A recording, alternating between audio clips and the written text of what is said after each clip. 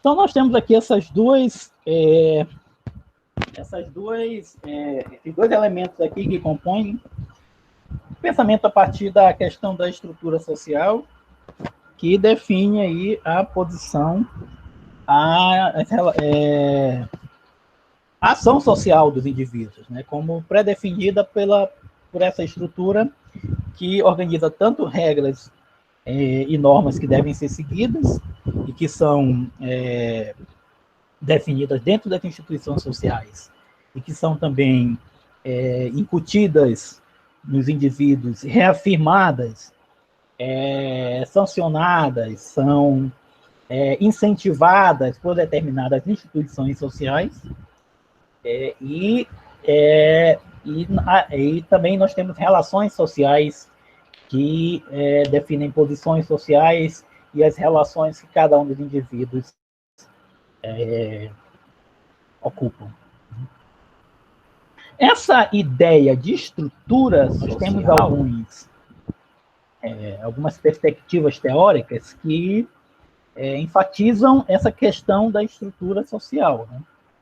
Dentro da sociologia, isso tanto na sociologia quanto na antropologia, né? Nós vamos ter aí, tanto na sociologia quanto na antropologia, nós vamos ter aí perspectivas teóricas que pensam a partir dessa noção de estrutura, porque ambas, sociologia e antropologia, foram disciplinas das ciências sociais ou ciências sociais que tiveram uma influência muito forte da chamada escola sociológica francesa, né? Esse pensamento a partir da questão da estrutura social teve uma grande influência, vou colocar bem aqui, grande influência da escola sociológica francesa. Nada mais é do que a escola fundada por Durkheim, que como nós sabemos, né, Durkheim foi o grande propagador da noção de estrutura, né, ou do pensamento a partir da estrutura como definidor da ação social. Isso aqui deu curso, né, a esses desenvolvimentos aqui, né, pensar a questão da estrutura a partir das instituições e a partir das relações sociais. E aí nós vamos ter aí reverberações ou influências dessa ideia ou do pensamento a partir da estrutura, tanto na sociologia quanto na antropologia. Na sociologia, principalmente no estrutural funcionalismo de Parsons, Merton, que são os dois autores fundamentais aí do estrutural funcionalismo norte-americano, na verdade. São esses autores aqui, de Parsons e Merton, que vão fazer uma vertente aí do estrutural funcionalismo dentro da sociologia.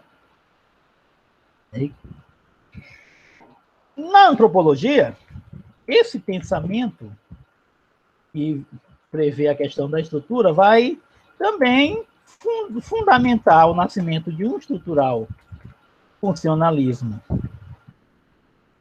na sua versão antropológica, ou estrutural funcionalismo britânico, que vai ser aquele que foi criado por Radcliffe Brown. O interessante aqui é que, ao passo que o estrutural funcionalismo sociológico, ou estrutural funcionalismo americano, ou de Parsons e de Merton, vai enfatizar com muito mais força a questão das instituições, né, e vai pensar a partir da questão da relação social, mas menos, né, porque eles vão explicar as coisas muito mais a partir do consenso e muito mais a partir da anomia, do consenso, das relações padronizadas, das ações sociais definidas a partir da função que as instituições têm na manutenção do sistema, do que pensar a partir da questão das relações sociais, né? o estrutural funcionalismo sociológico vai enfocar a ideia de sistema com força, né? E a ideia das instituições, né? Que são as partes constituintes desse sistema. Né? Os aspectos, o foco maior é os aspectos institucionais da estrutura, né, do sistema. Ao passo que o estrutural funcionalismo antropológico, ele vai enfatizar a questão das relações sociais, das posições sociais que são definidas a partir do nascimento numa determinada tribo, num determinado clã dentro dessa tribo, que define aí a posição que cada indivíduo vai ocupar e que define o dever que ele tem com relação às outras pessoas e o status que o indivíduo ocupa com relação às outras pessoas. O que se mais, né? Pensar a questão da estrutura, né? A gente deve levar em consideração esses dois aspectos aqui, tanto a ideia de instituição quanto a ideia da relação social. Né? As relações sociais, elas são definidas segundo normas e segundo regras que estão presentes dentro das instituições e são partilhadas entre os indivíduos a partir dessas instituições. Né? Quer dizer, esse pensamento aí, ele apesar de uma enfocar mais em um aspecto do que a outra, né?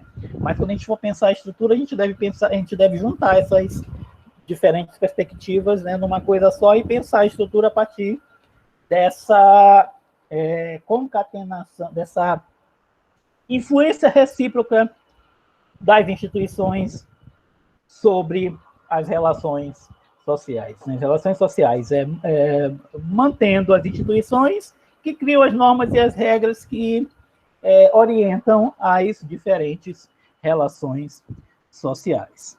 Né? A diferença aqui, né, que enquanto que o estrutural funcionalismo americano sociológico enfatiza com mais força a ideia de consenso, né, o estrutural funcionalismo antropológico enfatiza com mais força a ideia de relação social e de compromisso e de posições diferenciadas de poder entre os indivíduos, que explica melhor a estrutura do que propriamente a ideia de consenso. Bom, aí quem está certo e quem está errado, né, quando a gente pensa essa questão aí da estrutura da agência, da questão do conflito, do consenso, do poder e do consenso, como a gente vem falando aqui ao longo dessa disciplina, né, a sociologia ela se constitui, a perspectiva sociológica ela se constitui a partir do debate, né, entre as várias perspectivas. De tal modo que aqui tem uma outra perspectiva aqui na sociologia, que é o estruturalismo marxista, né? Que não deriva da sociologia francesa, de Durkheim, deriva do pensamento de Karl Marx, né, que também enfatiza a ideia das instituições sociais que determinam a posição dos indivíduos dentro da sociedade, né, que coloca lá, né, a ideia da infraestrutura e da superestrutura, uma sociedade constituída de diferentes instituições sociais, e sendo que a economia seria a estrutura ou a instituição base da sociedade, né? Seria essa infraestrutura que determina as outras instituições, né? Seria o pensamento do estruturalismo marxista, né?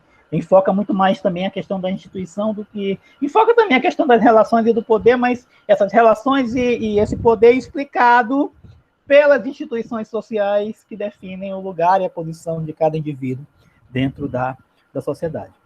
Na antropologia, além do estruturalismo, nós vamos ter também o estruturalismo francês, o estruturalismo de Claude Lévi-Strauss, que vai pensar aí essa questão das relações como definidas a partir de uma certa cultura ou uma estrutura cultural que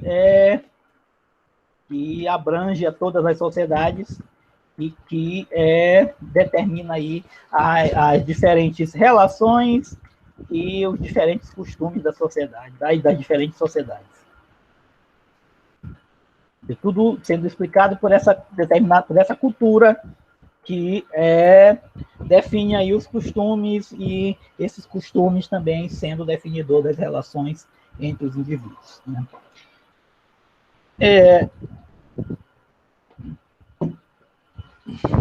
Então, eu venho colocando que a sociologia ela se constitui enquanto um debate, né? A perspectiva sociológica ela é construída a partir de um debate. Então, todas essas perspectivas que nós estamos, teóricas que nós estamos falando aqui, todo esse pensamento que nós estamos falando aqui, eles não estão fechados, né? E eles geram debate e geram perspectivas de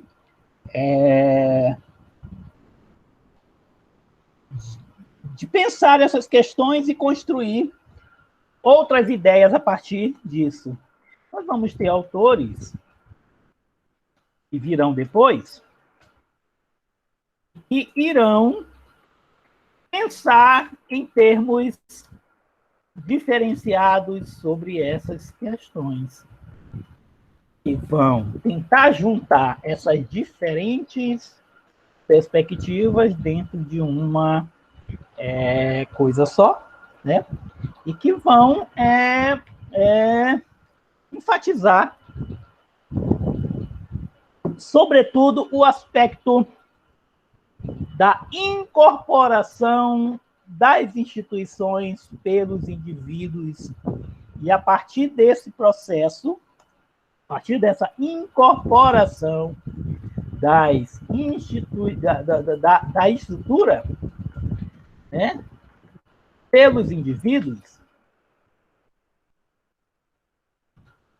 os indivíduos definem uma linha de ação de acordo com os seus interesses, né, ou suas intenções, ou de acordo com as suas vontades, né?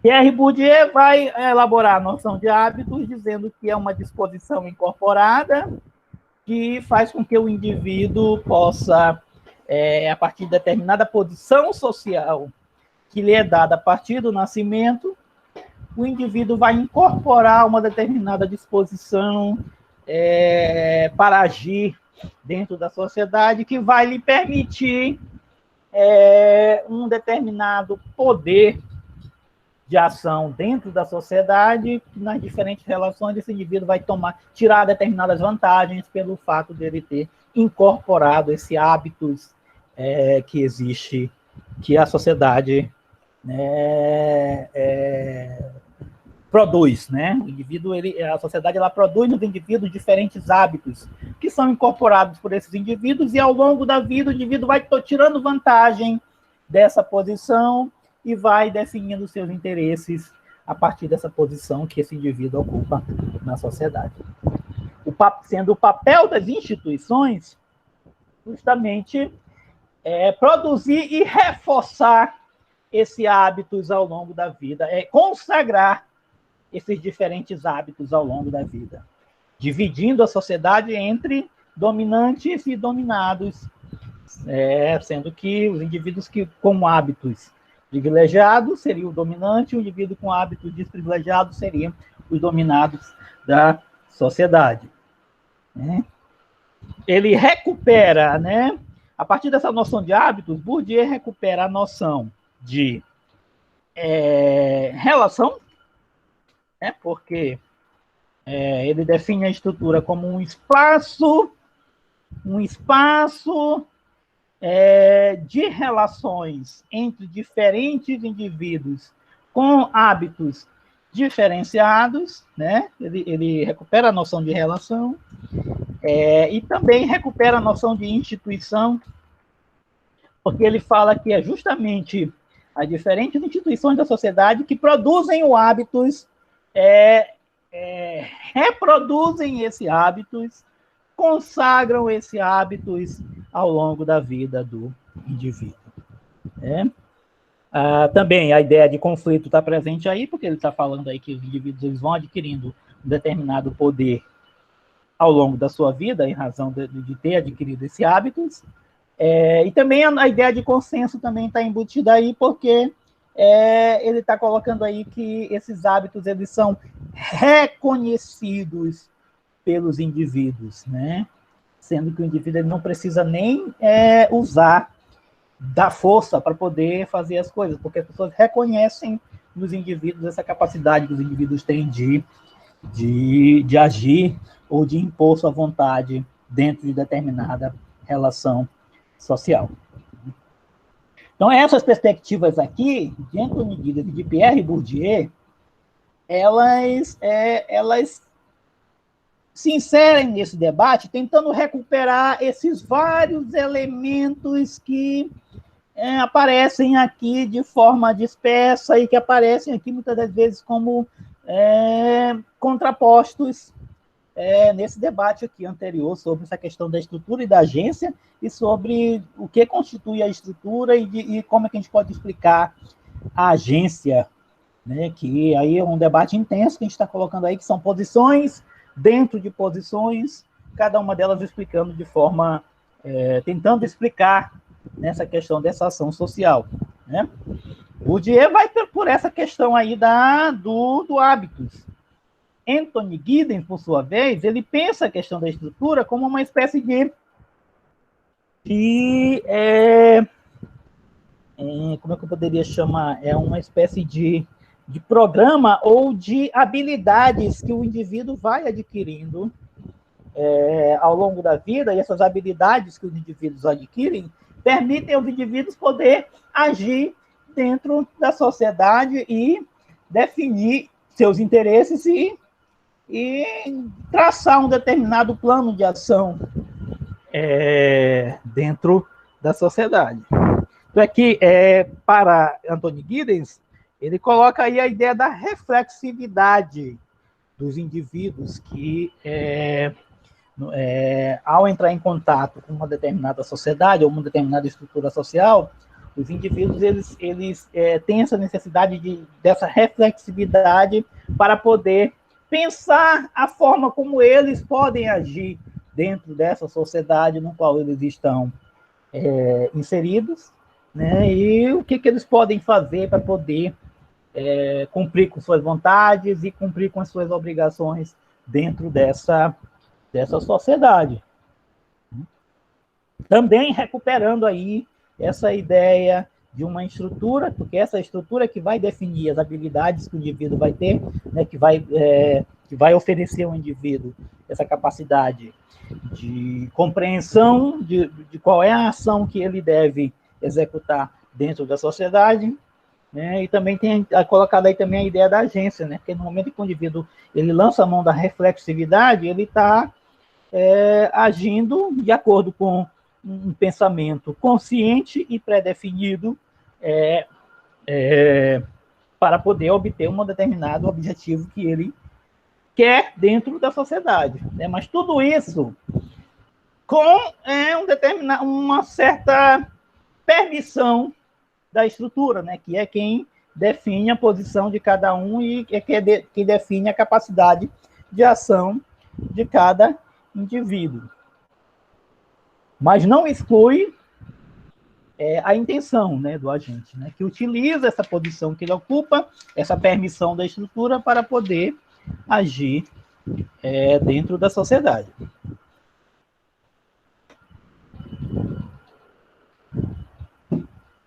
Na ideia de programa, que é a ideia de Giddens, né, que a estrutura permite ao indivíduo agir de acordo com esse programa, que é cada um dá uma posição ou dá um determinado curso de ação, está colocada aí uma certa concepção de infraconsciência ou de subconsciência, ou até de, né, o indivíduo ele age automaticamente né? Porque ele a posição que ele ocupa na sociedade permite a ele agir dessa forma automática, mesmo que conscientemente ele tenha um interesse, né? Ele sabe como agir porque a estrutura definiu ele a agir dessa forma. Em Bourdieu também tem essa noção, porque para Bourdieu o indivíduo ele vai incorporando esses hábitos que